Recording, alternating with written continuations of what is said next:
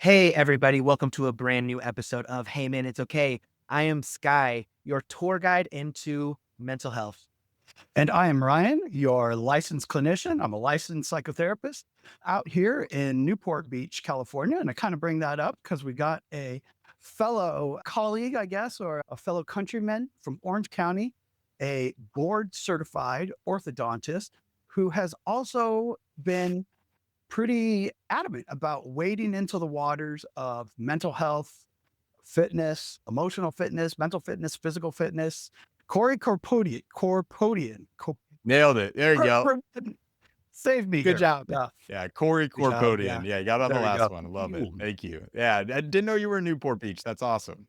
Corey, tell us a little bit about kind of why you got into mental health, a little bit about your story going from, I mean, you seem young, even for an orthodontist, you seem young, and especially somebody who's already had multiple pivots in his career.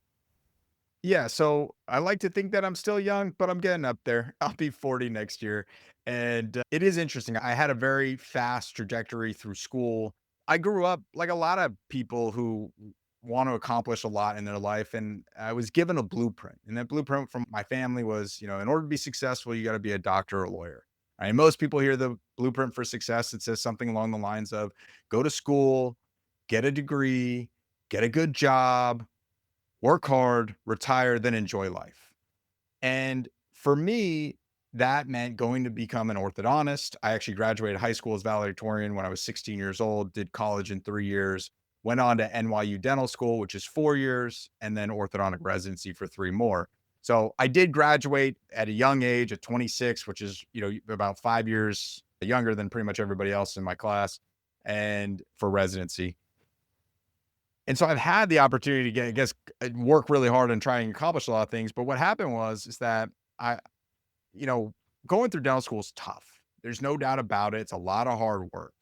I didn't understand if I wanted to quit because it was hard or if didn't really want to do it. But I'm not a quitter. I never have been. It's not ingrained in me. And so I just kept pushing through. Of course, I did really well enough to be able to become an orthodontist and get into residency. But I came out of residency, I started working, and I was just horribly depressed. I was suffering. Here I am. Everybody's like, wow, you're so successful. They're talking to me about how successful I was on paper, right? I had all these degrees and how happy I should be because I was living in Newport Beach. But they didn't know at the time I was living in my parents' house and I was making money, but I owed so much to the student loans and it just didn't seem like the dream that I had envisioned. And so I was like, this can't be everything that life's about. And while I was trying to figure out what the answer to my life was, and I was working full time, I was driving to San Diego and driving to LA, and I was living in Newport Beach, and I was kind of working for these different corporations, for these dental offices as an orthodontist. I started getting into physical fitness. And I bring that up because it's kind of how my journey shifted from being an orthodontist only to turning into an entrepreneur and really discovering what I call emotional fitness, which I'll get into in a sec.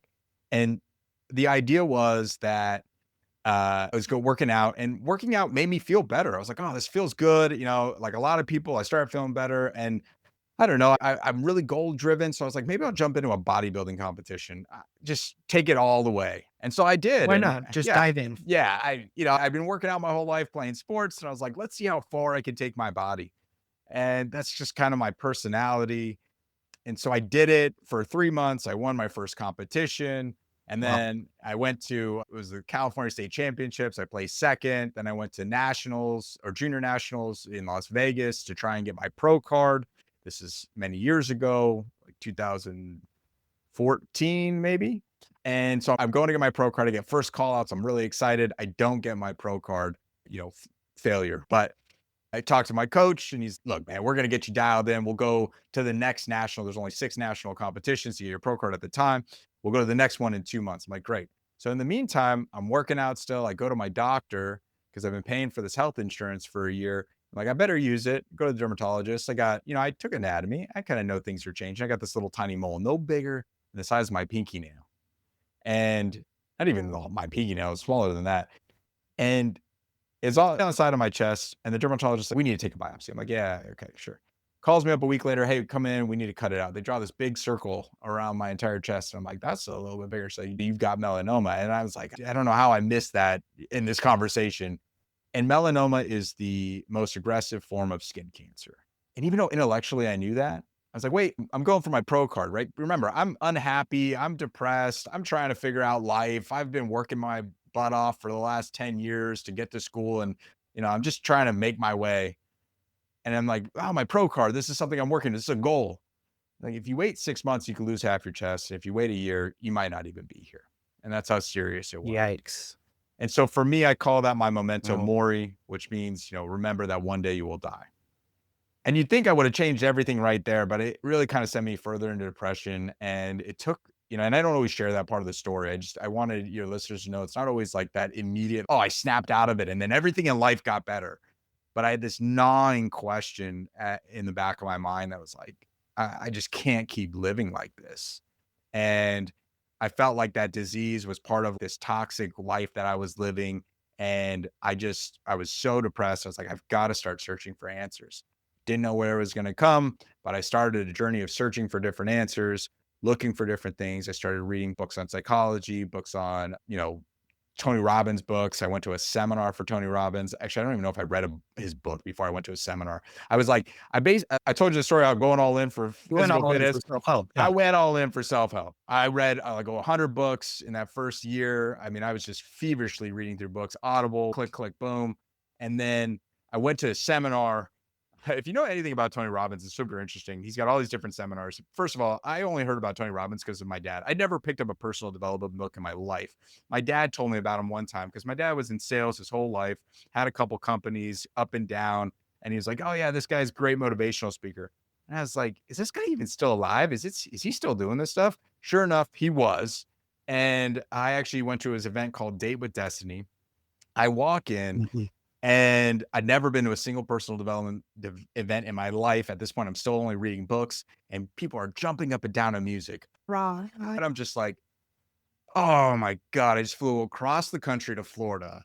I spent like $5,000 because I'm so desperate for whatever answer this guy's going to give me and I'm like, I'm with a bunch of kooks, man. They're like, oh, this is crazy. But I spent all this money and at the time I didn't have a lot. So I'm sitting there and I'm like, all right, I'm going to give it this first day. So I'm sitting in this seminar and about 45 minutes in, Tony Robbins says a quote that will forever stick with me. He said, success without fulfillment is the ultimate failure. I said, all right, this guy clearly knows something because that's exactly what I was super successful and I had no fulfillment and I felt like my life was a complete failure. And it fell apart in a lot of ways because my family was what I always leaned on as I was growing up. And my family dynamics, my parents separated, ended up getting divorced. And that kind of put this strain on our family. So they no longer could support on that. So I had to lean in internally and I didn't have the support structure. So I had to rebuild myself. And I felt like everything had kind of failed to this point. So I finished this event. I spent 6 months working on myself, doing mental and physical exercises that changed the way I thought. The way I look at it is I rewired the way I think in my brain. And I didn't call it emotional fitness at the time, but after in 6 months, bought my dream beach house in Newport Beach, I doubled my income while working less. And at the very tail end of that 6 months, I met the most amazing woman we've been together over 10 years. She's my wife. We've got 2 kids together. And I felt, wow, everything changed. So of course people start asking me, Corey, how'd you do it? I read this book. I read that book, Corey. What else did you do? I went to the seminar. Corey, I went to those seminars too. I was like, but did you do this? Did you do that? I've done everything you've done. What's the difference? What's your secret sauce? And I'm sitting there thinking to myself, I don't know. At the beginning, I'm like, what is it? And I realized that I took the same approach that I did to school, sports, physical fitness. I took it to mental and emotional fitness. And I started practicing these exercises every single day. And just like going to the gym, if I work out for 6 months, am I fit for life? No.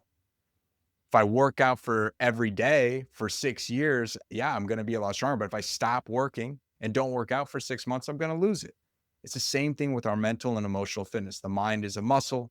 I started practicing this. The more I practice it, the better I got. And until all of a sudden, changing the way you feel in a moment starts off, it's really hard, takes a lot of energy. There's a lot of investment of time, but then it becomes a habit. You wake up and you just do it without thinking about it. Just like some people get up, they go for a run, they're running before they even think about it.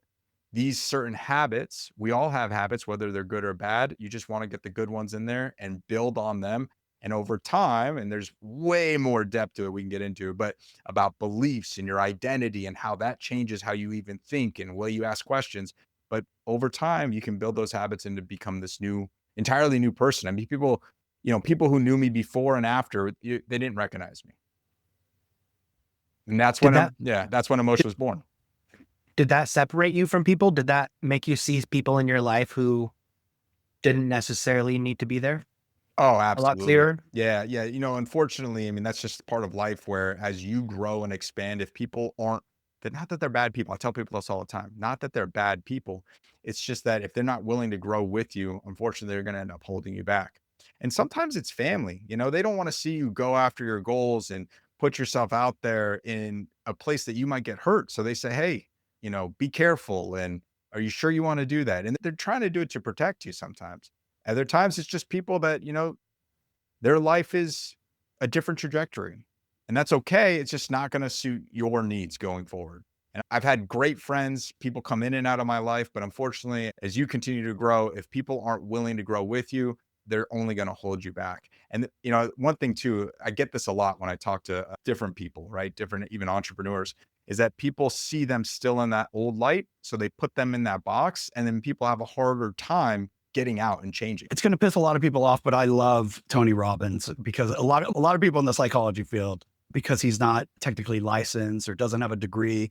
I mean, the amount of times I would hear him poo-pooed on in grad school was too many to count, but love that he made in that moment kind of made such an impact in your life. One of my favorite quotes from his is, "We don't experience life. We experience the life we focus on." But tell us a little bit about what your kind of way of thinking was before that and after that. Was it your perspective? Was it a story you were telling yourself? Was it limiting beliefs? Yep. What was it that was keeping you sort of in that tunnel vision of depression that might have opened up happiness and optimism and hope after Yeah, that? it was all of that. You hit it on the head. And one thing I'd say about, people and I didn't just do Tony Robbins events. After his event, I went to Landmark and, just other personal development events. Any speaker was doing something, I would go listen to him because I believed I could learn at least one thing from them. I will say I do think Tony Robbins is the best at what he does, and it's pretty incredible. I'm a results-driven guy.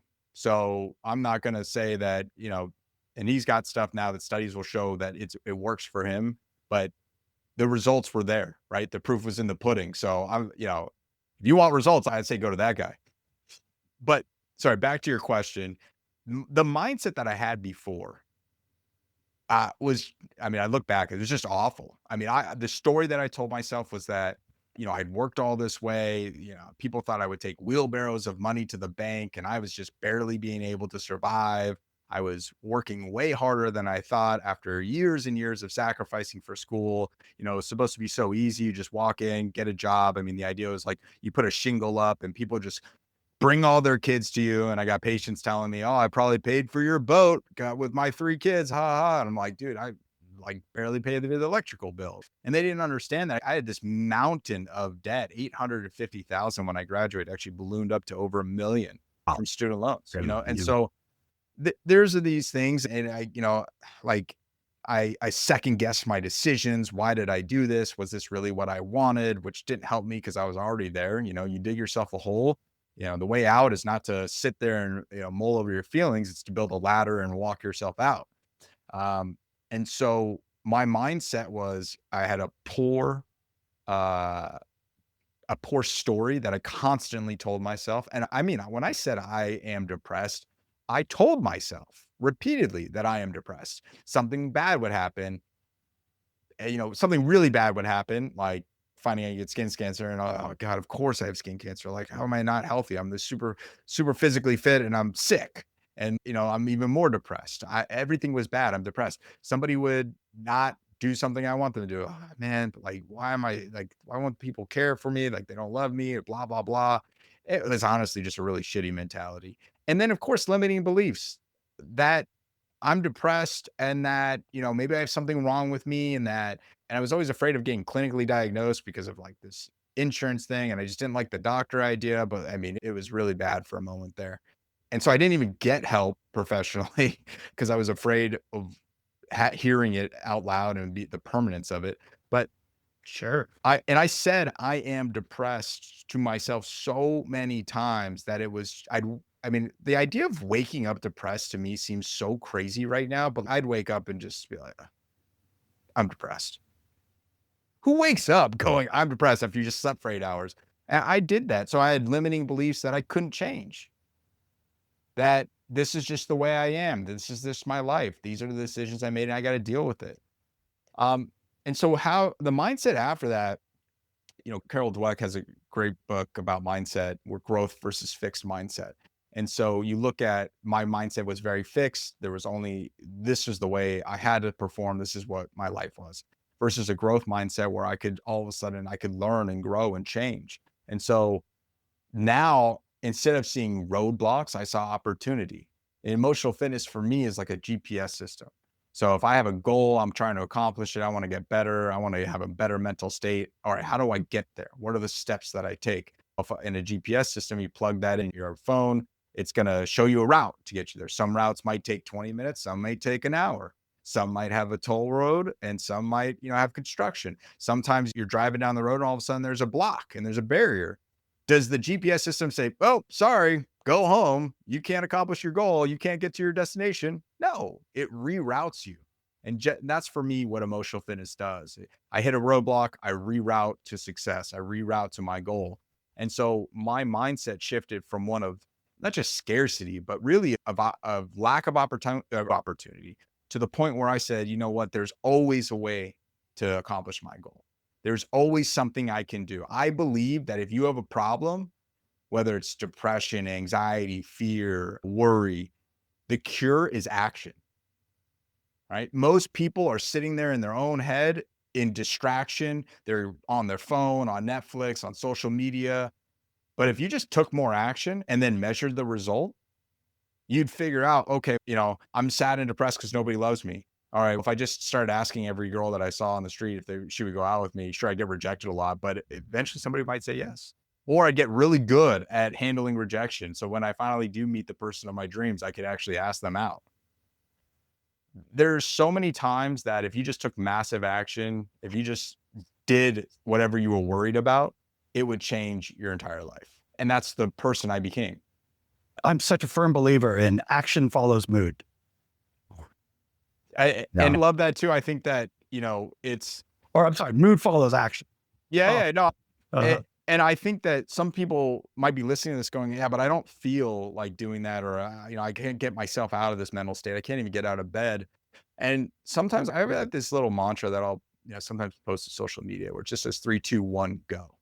And instead of thinking about what you need to do, how you need to do it, overthinking yourself into basically inaction, 3, 2, 1, go. Wake up in the morning, you got to do something. 3, 2, 1, go. Don't think about it. Just get out of bed. By the time you realize what's happening, you're putting your shoes on. And for me, I like to get to the gym right away because if my body's moving, if my blood's pumping, I'm going to be in 15 minutes, I'm going to be in a better mental state.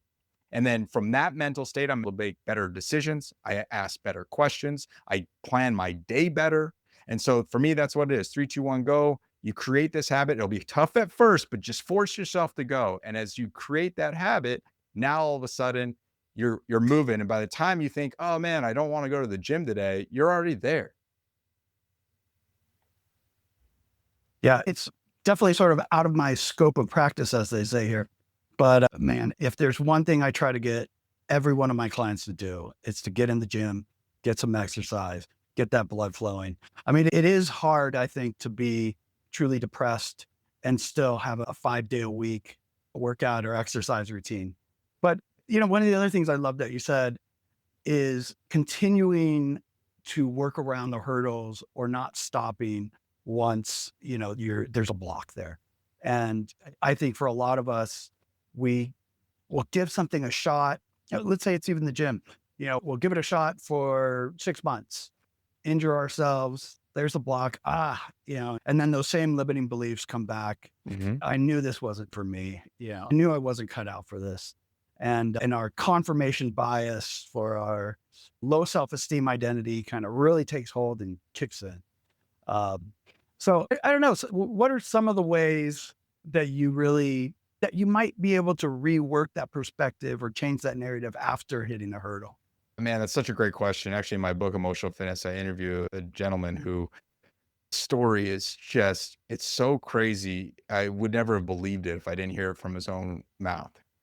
It's a story of constant reinventing and finding new ways to overcome these hurdles. So he starts off where he gets picked on and bullied. I'm gonna give the very abbreviated story, but he starts off getting picked on and bullied in school.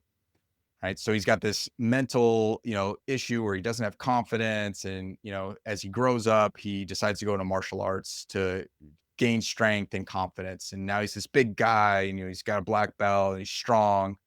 And he's walking down the street of a university, I think out of a lab, he's working or something, and gets hit over the head by this guy who was trying to steal some drugs from this laboratory, something like that. And so here he is, he's super strong and can defend himself, but now he gets taken down by this guy from behind and he loses that. Right. And then he tries to gain that back, but he's struggling, and he finds that yoga is this great way, and breath work is this amazing way to change how he feels about himself. And he kind of reinvents his own way to do it. So, at one point, somebody who's working out who can't work out, right? Is there something else you can do, like yoga or breath work or meditation or journaling, that might be able to change something? His story gets even crazier as he goes and buys a brand or a used car, but a new car for him. So he goes to buy a car. It's a used truck. And as he's driving down the freeway, and this is before most people had cell phones, like every now, maybe a couple of people had, the tire goes flying off into the distance. Car flips over, crashes. His son pulls him out, and they flag somebody down. It's a nurse who happens to have a cell phone. And this is like I said, in the 90s. So very lucky. But from this, he becomes a paraplegic. And he actually, now what he does is that he helps people. He's a therapist, and he helps people work through people. And I talked to him. I remember talking to him about how he has this burning sensation running through his arms, this phantom pain that really never goes away. And he said to me one time during our conversation, so that when he's helping other people, the pain isn't there. And I thought that's really interesting. I think for him, it was a realization in that moment too. That's probably why he does what he does, because he's completely dependent on other people to take care of him, to move him. But when he's helping other people, he found a way to get out of pain. And so his whole life is this crazy story of hitting a hurdle and then finding a way to get around that roadblock. And it's one of those stories where, besides losing your life, nobody's got something that's going to top this, right? If this guy can find a way to make his life meaningful and to figure out a way to keep moving forward and stay positive and keep doing what, mentally, basically these emotional fitness exercises that he's done, anybody can do it. So somebody who wants to work out and move, what if you can't move? Can you breathe? If you're breathing, we both know breath is the way to get into the nervous system. One of the craziest experiences I've had is just the Wim Hof ice bath experience, where I'm like, I don't know how I'm going to control my body temperature for 2 minutes and keep it so that I'm not freezing or hyperventilating, and the power of breath to control our nervous system. That was one thing, because I went through anatomy, and I'm like, nobody ever talked to me about this. And so there's always something else we can do, but you have to be willing to look for that and try it. And the thing is, people say, I tried everything. Most people have tried 1 to 3 things over and over again. What's the definition of insanity? Trying things over and over again and expecting a different result, right? If you really tried everything, most people quit before they find what really works for them. You sound like a super, super motivated guy. It sounds like once you set your mind to something, you're going to do it. and you're going to figure out how to accomplish it. What advice do you have for somebody who is just like stuck in their, endless scroll loop and who isn't super motivated, because this world that we're in is built to keep us down. And you are obviously have found a way to break at least loose of that, if not free of that. And I just like to know, like, what keeps you so motivated and positive about it? Yeah, I talk about using pain and pleasure as a driving motivational force. Pain, from a biological perspective, we're driven by pain or pleasure. We move away from pain, we move towards pleasure. I move away from death, I move towards life, right? I'm hungry, but I'm not hungry enough to go fight this, mountain lion for food. So I'm going to stay over here. All of a sudden I'm starving to death. I'm going to do whatever it takes, right? So pain and pleasure drive us. I think, people who are high achievers, they are going for more. They want more out of life. They've done a lot. They want to try and drive more. And those are people that I usually approach me like, hey, I want to grow. I want to do more. What can I do? Then there's people who are stuck at the bottom and go, oh man, Corey, I don't even know what to do. I'm stuck. I heard your story and I need help. I need to get out. I'm desperate for change. But the problem is the people in the middle. And, mediocrity is where dreams go to die. Your comfort zone it sounds great in theory, but really it is where we all go to die. And I think the way that I like to try and get people to imagine what's going to happen is this. If you are in your comfort zone, you're doom scrolling, you're watching your favorite shows, sure, on a Sunday after you've worked your butt off all week, I like to watch some football, you want to hang out, you have earned it, you've worked hard, you deserve it. And you can do that. But if you do that every Sunday, now all of a sudden you're losing a day where you can get an edge. Or if you do that every day, I think the average person watches like 6 to 8 hours of screen time a day, like sick. And it's because of the phones, right? Like obviously people are, they're working while they're watching shows on their phone. And maybe that's screen time, not watching TV, but it's an insanely high number of hours that people are just consuming content. And what is the purpose of that content? It's to numb you, to entertain you, to make you forget what goal you should be going after, to make you take away time from your family, take away time from your body, to numb the pain, perhaps. Maybe you're not in a lot of pain because you're like, hey, you know what? I've got a pretty good job. I should be grateful. Everybody tells me I should be grateful for what I've got. I'm in okay shape. I go for a run every now and then. Things are good. I've got good friends. I've got a good family. But the problem is if you are stuck in that for a couple weeks, you don't notice it. But if you're stuck like that for a couple years, you're going to wake up and, excuse me for saying this, but you're going to be like, what the fuck happened in the last 5 years? I used to be somebody. I used to be an athlete. I used to be the top sales guy. I used to have all these things and these dreams and these goals. And where did it go? So what I do, and I've kind of done this from a young age, and this is just how I approach it, is that I use the pain of a future that doesn't exist yet. And I bring that right into me as if it's my reality right now. And that drives me. I wake up and go, if I don't do this right now in 5 years, I'm not going to like myself. If I don't change who I am right now, I might not, for me back then when I was really depressed, I might not be here in 5 years from now. And I wanted to live. I wanted to survive. And so when I'm going after goals, if I got something, I'm like, if I started my podcast, if I don't do this in 5 years, I'm going to wish I had it. I'm going to regret it. And I can't live with that regret. I make that pain of not doing something so real right now that it drives me to do it. And guess what? I talked about pain and pleasure. When I start doing it, when I start taking action, hey, it feels good. So now I want to do it more. So when I'm ever not motivated for something, I think about, oh man, what do I need to do? And I believe that people are so short-sighted these days. It's all these dopamine hits, right? It's Instagram scrolling and whatever social media it is nowadays, TikTok and all that stuff. The instant generation, the 8 seconds of attention. Yeah. It's crazy because you're sitting there, you're telling me 8 seconds? What? And I see it drop off on my YouTube channel. If you don't hit them by 15 seconds and then 30 seconds and a minute, it's like they're just dropping off like flies.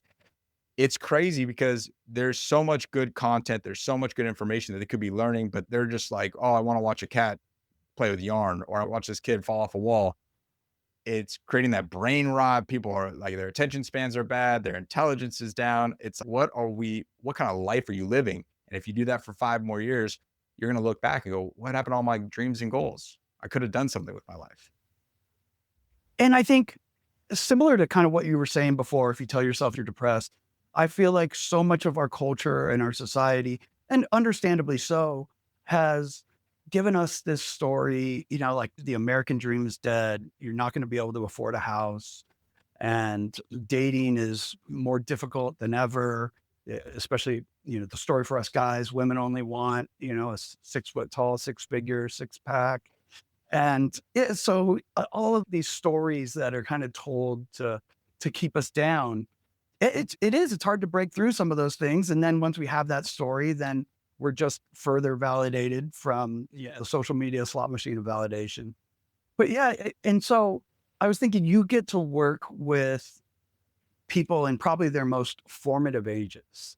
What is there anything that you've learned from them that you've been able to either put into your emotional fitness, or any messages that you have for them as well?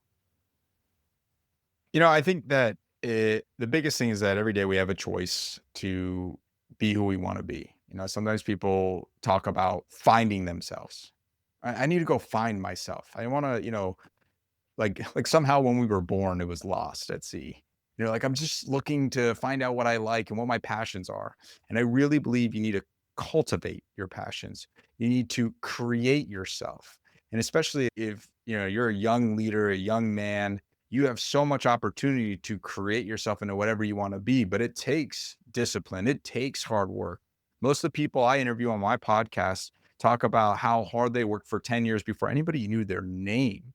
It's tough nowadays because social media is, you're right. Like they say, oh, you need to be 6 feet tall. You need to make over $100,000. And like these podcasts that promote that, where I'm just thinking to myself, like, that's 0.001% of the population. And I don't think women want that. I think what they want is confidence. I think what they want is somebody who can stand up for it and speak their mind and do what they say they're going to do and commit. And the problem is that women are also, they're confused about what they want and what they should expect and even how they should be. And, it's not everybody wants a strong, confident woman. I do, right? I want somebody who's going to be my equal in my life. And I'm very lucky to have found that. And so I think that when you look at what can you do today to create yourself, it starts with small daily habits and stay disciplined. We talked about going to the gym. There was a time in my life where, everybody's got all about cold plunges nowadays. Those things are crazy. I think it was 8 years ago, maybe 9 years ago, I kind of fell into this whole Wim Hof idea. And I was like, okay, this guy's been able to change his body and, control his body temperature. I was like, that's like next level stuff, man. I want to be able to do that. So for a year straight, at the end of every shower, I did a minute of ice cold water. That was unbearable at times. I'm not gonna lie. There were times where I was like, this is gonna suck. And Especially yeah. when it's cold outside. Oh yeah. If I Water- went to I went to the mountains a couple times, and that water was definitely colder than Newport Beach. And I tell you this though, I wanted the physiological effects, and there's studies that talk about whether it's really good or not, and there are absolutely some good results from it, but maybe not touted as much as it was on social media.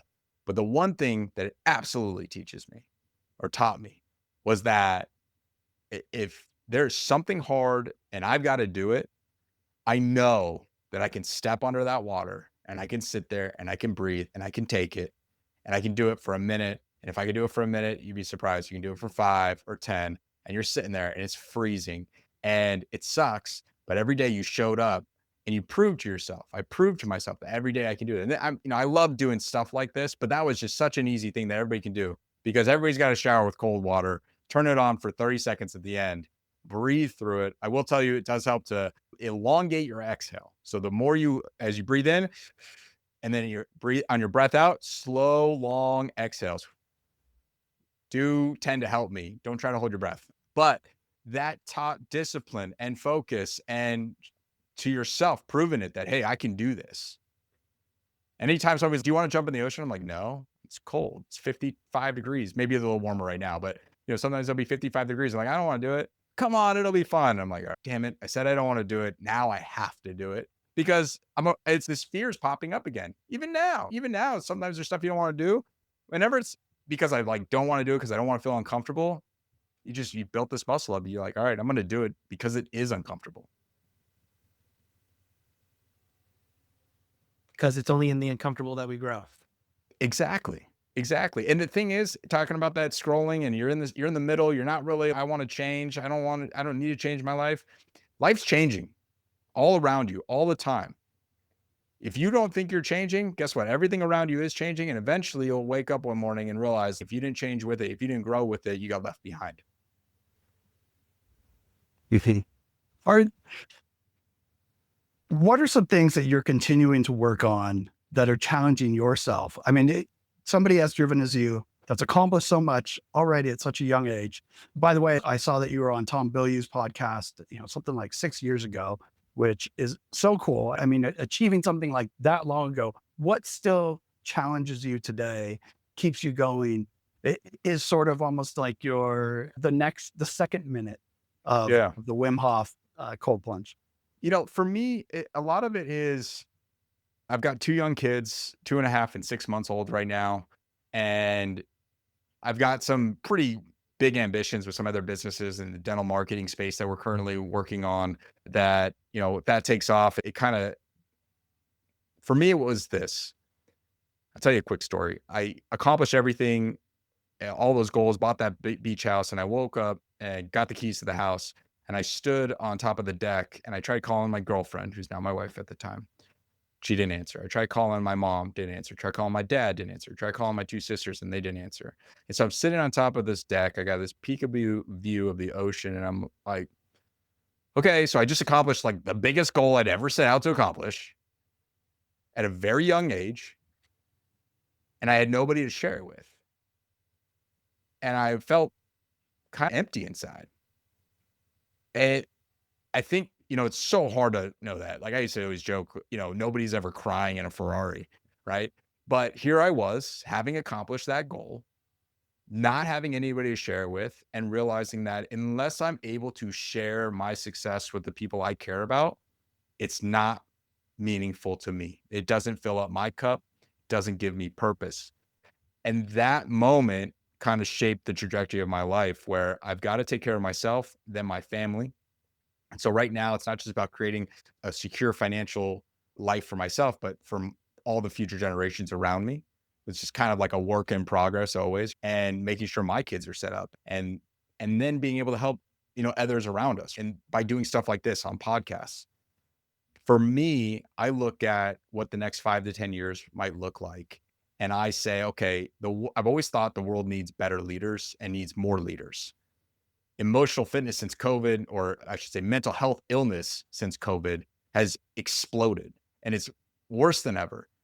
I actually think it's worse than the statistics show. They show about the increase in prevalence, but the problem is that everybody knows they've got a problem and they can't fix it.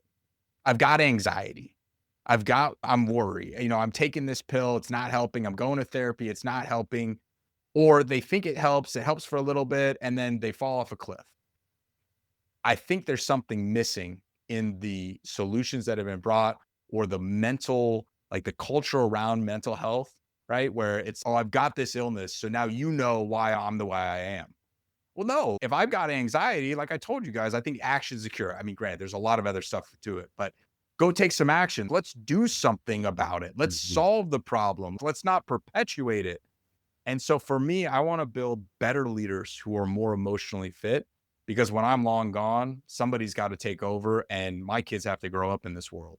And I don't want them, I don't know how you get even worse on the mental health scale, but I don't want, my kids to have to experience mental health illnesses, things that I had to experience. I obviously want the world to be better for them. And I believe, because of the fact that I was, lucky enough to find podcasting at a young age, and be able to communicate powerfully to people and help founders and entrepreneurs and leaders spread their message, I feel that, it's my job to do it. Because at the end of the day, and this is what I always tell people, is if it was just me and I'm taking care of myself, what's it all for?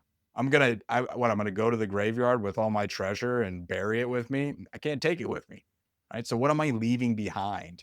And I think you only get to that point in life if you've actually accomplished large goals you've set for yourself, because the truth is, if somebody's listening to this, they're like, yeah, that sounds great, man. I'm still trying to break 100K. I'm still trying to, stop living paycheck to paycheck. Bro, I get it. I've been there, but you got to work really hard.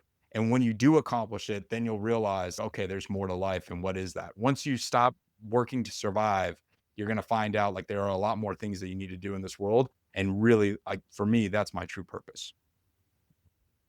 Yeah, I think I completely agree with, there's something off about the way we're handling mental health, whether that's the culture, the field, because people have more access than ever before. I think there's more therapists than ever before.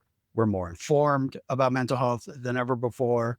There's more books, there's more podcasts. And yet, I mean, I do think in some ways, especially with, some of these great podcasts that are out there, those really do help people who wouldn't have maybe a father figure or a great mentor in their life, somebody who can talk and share some of these ideas that have helped them, just like you. But yeah, there's something that needs to change. I have, some theories. I think the way we talk about it, social media in general, um, it's often, can scapegoat problems, and we can seem more maybe oppressed by our issues, which reduces the agency that I think we really should be instilling in people. One of my favorite, I think he's like Stanford's chief of psychiatry, puts his two pillars of mental health, gratitude and agency. And both are beliefs, right? Like we can have both of those things, whether we're in prison or whether we have $1 billion. And I've seen people with extreme net worths have zero agency and zero gratitude. And I've seen people in some of the worst situations still have a little bit of agency and some gratitude and still feel pretty good about themselves. So we're getting close kind of to the end of this. In sort of shape, in that idea of helping create new leaders, what are some things that you can encourage people either to become leaders themselves, leaders in their own lives, leaders of their families, of their businesses, or just even their own mental health? I think it all starts with you. I think it all starts with each individual. And I'm not saying that everybody needs to be the leader of they don't have to be the mayor of their city or the governor of the state, right? It's not like that, but you need to lead yourself first. You have to set goals. You have to design your life in a way that you want to envision and something that would drive you, right? So lead yourself. And as you lead yourself, you become an example for the people around you, especially as young fathers, young men, entrepreneurs, leaders. If you're leading, whether it's leading your family, your sales team, your business, like these people watch what you do, they look up to you, and they're going to follow your lead. They're not always going to do what you tell them to do, but if you do everything you say you're doing, they're going to watch that. They're going to follow that. They're going to imitate that. And if they don't, and you've had good conversations with them, maybe they're not right for your team.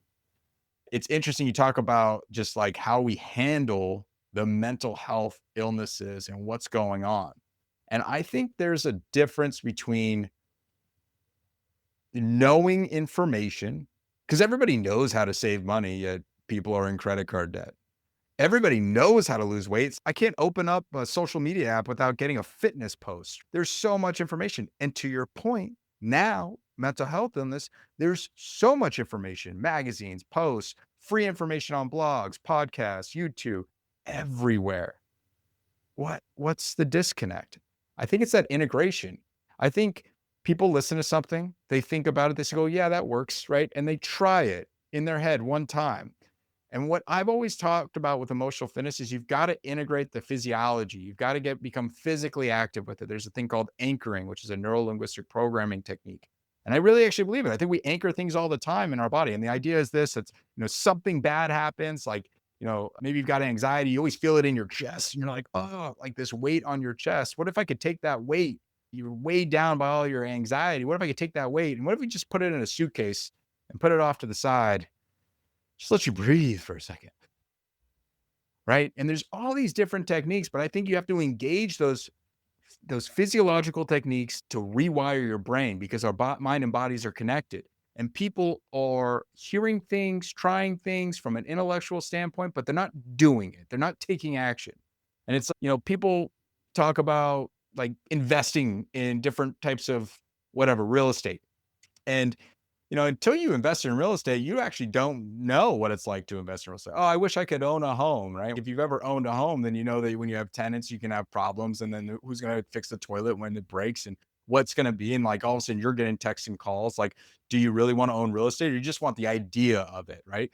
Until you do it, that's the only way to know what's going to actually happen. I think the disconnect sometimes comes from so many people knowing what to do and not actually following through with doing it all the way, right? So they don't ever get the experience of what is supposed to happen. And they just have this idea, kind of running in circles here, but it's just this idea of I've got this problem. I've tried this. I tried the medication. It didn't work. It didn't work. It didn't work. And it's almost like this limiting belief they put on themselves, like it doesn't work. We need to give them a solid dose of the placebo effect so that they can change their mindset. Yeah. Awesome. Man. Well, yeah, this conversation went by way quicker than I expected it to. I can't believe we're already here at the end because you are such a wealth of information. Oh, thank you. I mean, talking to both of you guys, I was like, oh man, got a lot of history, a lot of knowledge, and this is about mental health illness, and I believe in what I know very strongly. I've read a lot of books, but sometimes, it's like, I'm not always up to par on all the statistics and the numbers necessarily, but I believe in results and getting action or taking action to get those results. So I'm very passionate about it. So I really appreciate you guys having me on the show. Thank you so much, Corey. Yeah, it was an absolute pleasure. I'm definitely going to get your book. Tell people a little bit about, you've got so many things going on. Tell people where they can find you. Yeah, for sure. You can go to masteremotionalfitness.com and that'll take you to Amazon, Amazon and Audible. And then also you go to YouTube at Corey Corpodian. Any kind of free challenges and stuff we'll throw on. I can send this link to you just through stanstore.com/Corey Corpodian. So that'll kind of have some different freebies that we give away and stuff to learn more information about emotional fitness, different like daily exercises you might be able to do to kind of help you through the process. Awesome. Great. Yeah. Thanks so much, Corey, for coming on the show today and for just having a conversation. This is really cool. Yeah, my pleasure. Thanks guys for having me. Yeah, thank you. Lastly, I'm going to throw one more thing out there. I always kind of do this, but I really appreciate people in the medical field making mental health a priority because I think we need much more of that because the mind and the body are very connected. So anyways, thank you guys so much. Check us out. Sky, take us out. Yeah. Thanks for joining us on another episode of Hey Man, It's Okay, everybody. Check out our website, heymanitsokay.com. And all social media is at heymanitsokay. And until next time, it's okay to not be okay. Thanks, everybody. Peace.